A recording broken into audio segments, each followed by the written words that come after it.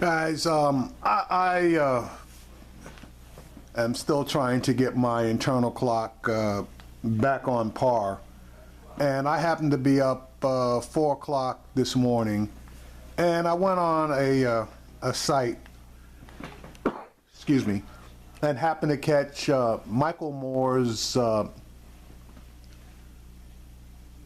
Trump Land, okay? And I invite you, if you haven't seen it, to check it out. It was pretty enjoyable as far as I'm concerned. If you're not really familiar with it, it was a one night, I guess, call it a one night stand. I hate to say one night stand, but it was a one performance situation that took place in a small city in Ohio.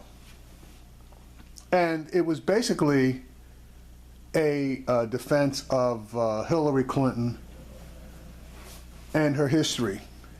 And to be honest with you, at the end of it, Mr. Moore basically got a standing ovation from the audience. Now, this was an audience of Hillary supporters, Hillary haters, Trump supporters, I guess Trump haters, and independents.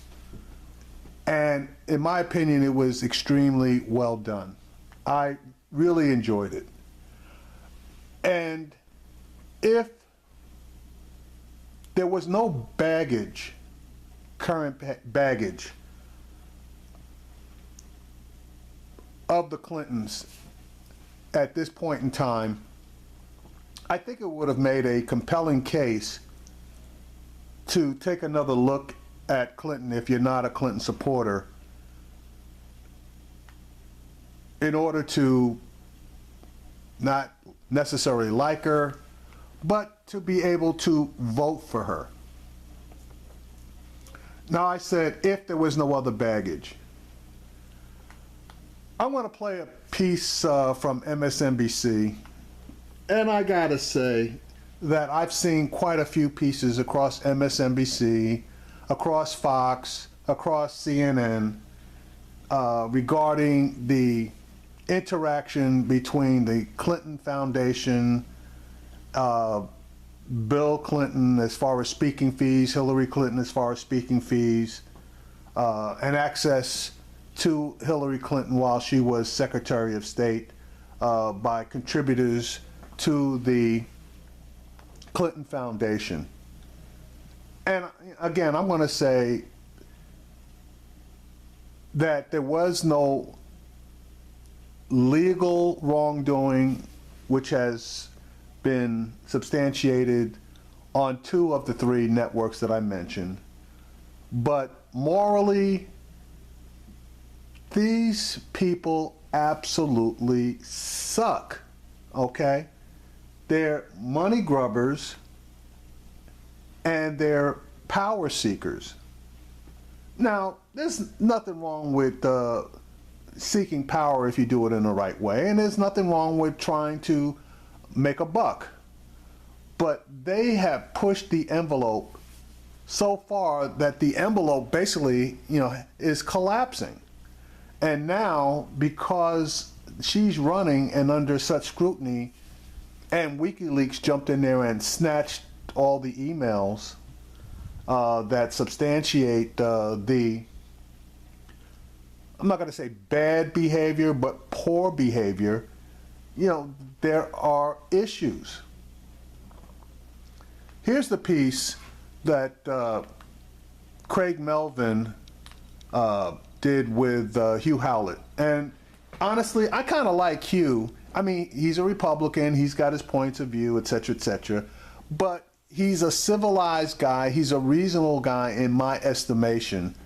And he doesn't sprout bullshit, 99% of the time. Now, you may say half, whatever. In my opinion, he's pretty much on point.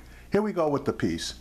Talk about something that I'm sure you want to talk about here, this latest batch of emails from Clinton's campaign chair, John Podesta. Here again, we should note they have not been authenticated by this network or the Clinton campaign itself. There is this memo purportedly from a Bill Clinton aide talking about how work for the Clinton Foundation could be used to get some large speaking fees for the former president, even referring to the operation at one point as Bill Clinton Inc. It is unseemly if it's true. I'm sure you would probably call it something else. Here's the question, though.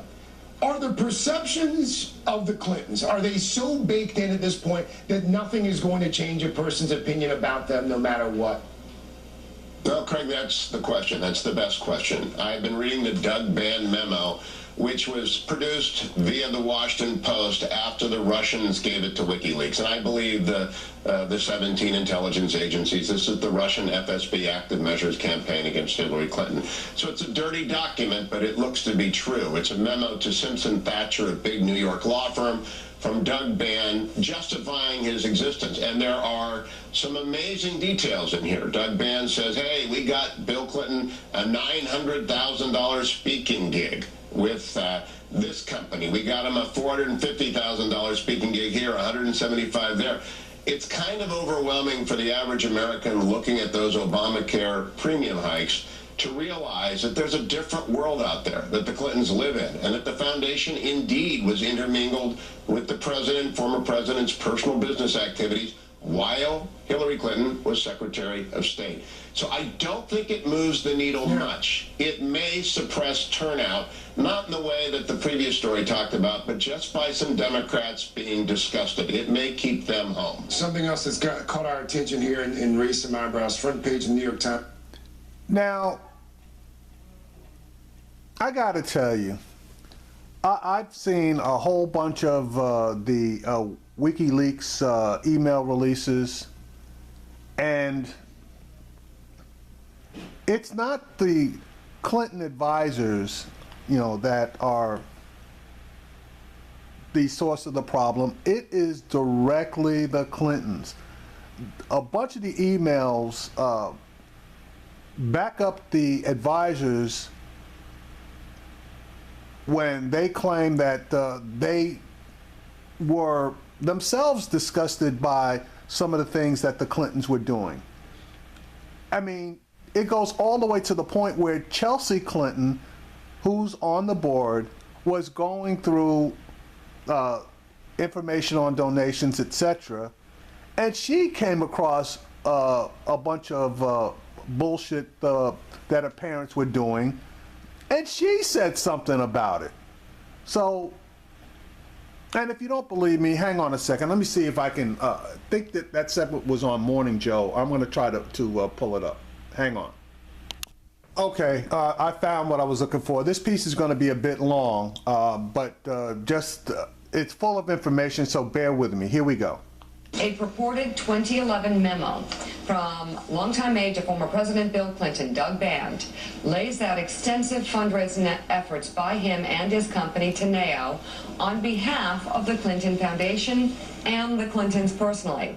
The Washington Post reports that Band, quote, detailed a circle of enrichment in which he raised money for the Clinton Foundation from top-tier corporations such as Dow Chemical and Coca-Cola that were clients of his firm, while pressing many of those same donors to provide personal income to the former president. The memo, which came during Hillary Clinton's time as Secretary of State, during her time as Secretary of State,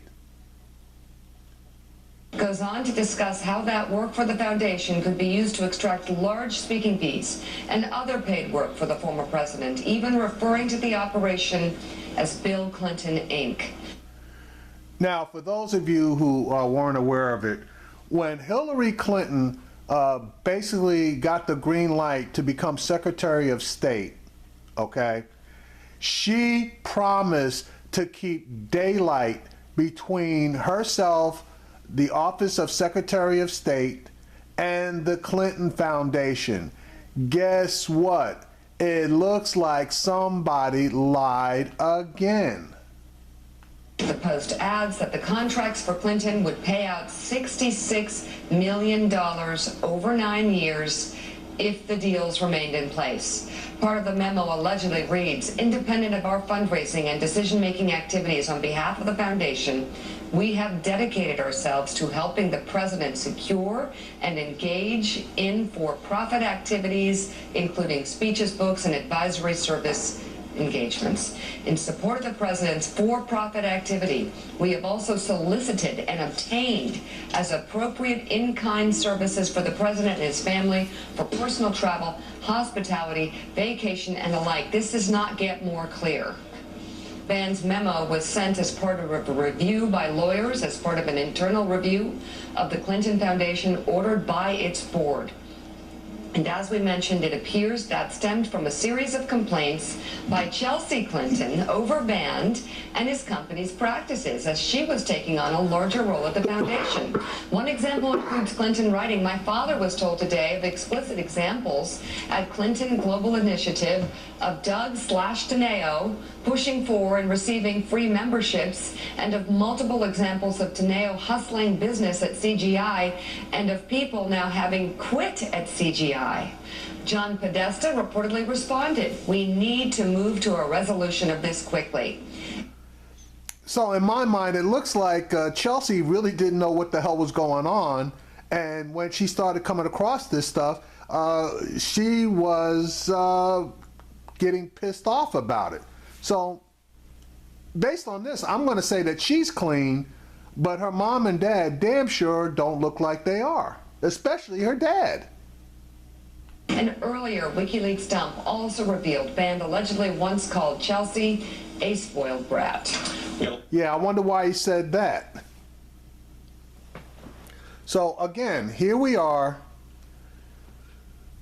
The Clinton, I don't understand. I really don't understand it. I mean, we are screwed. We got a choice between Hillary Clinton, which you could see here, you know, makes you want to throw up, and Donald Trump, who wants to make you throw up and shoot yourself. Either way, you got to have an upset stomach behind either one of these guys, you know, and it's coming to the point where, you know, I can halfway understand, you know, the Trump supporters, you know, I didn't say agree with, I said halfway understand that their level of disgust with the Clintons is so strong that they're willing to close their eyes to the obvious shortcomings of Donald Trump. And on the other side, I can obviously see the point of view of the Clinton people, as far as, you know, the misogyny, racism, xenophobic behavior, etc., of Donald Trump, and how they're willing to close their eyes, hold their nose, and vote for Clinton. And to be honest with you, I mean, I am a one-topic voter, but there comes a point in time where even though that one particular issue that I'm supremely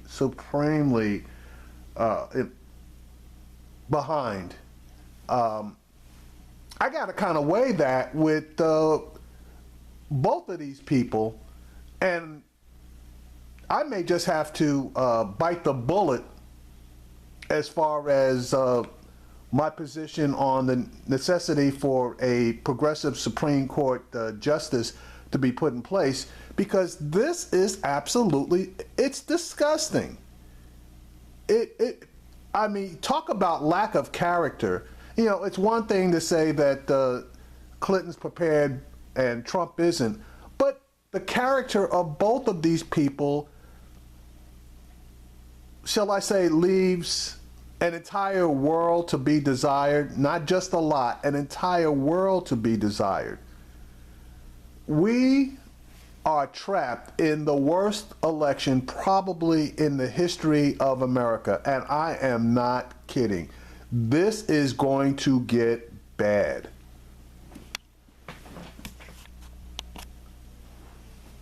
there is that it wasn't a muckraking journalist or some conspiracy theorist at a right-wing website that was digging through this. It was Chelsea Clinton who had the initial concerns that there was something unethical, unsightly, or worse about what was happening inside her own foundation. The next question now, which would take this to the next step, which Mark Halford and I were saying last hour, is, was there a moment in your coverage of this explicitly where it was said to somebody, if you give money to the Clinton Foundation, Secretary of State Hillary Clinton will do X for you or for your government? No, we don't have that kind of evidence of a quid pro quo. All right, so he answered that, but, you know, I just played that little clip just to show you that, you know, in my belief, Chelsea was the one that probably initiated quite a bit of discovery here. So, you know, I'm going to give her a all clear signal as far as her involvement in this. But, you know, what else can you say? You know, the Clintons are the Clintons. That's no excuse. That's not even a reason. That is basically, again, just a failure of character on both of their parts.